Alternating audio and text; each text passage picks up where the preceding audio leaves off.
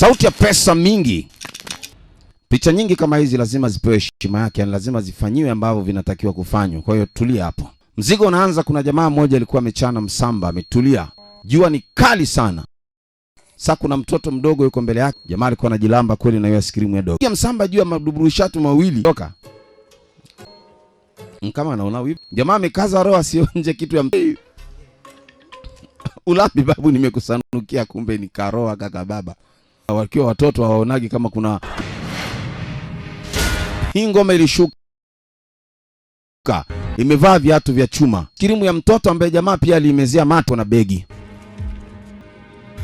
Pita akaenda kwa ile mzee ambaye sasa anamtaka aliyokanyaga. Ni nani alikanyaga ice cream ya ngumi yake ni nzito. Yaani kanyaga ice cream tu. Yeye hana kunyanzi ya ngumi. Unaenda wapi? Tu ya huyu mtoto.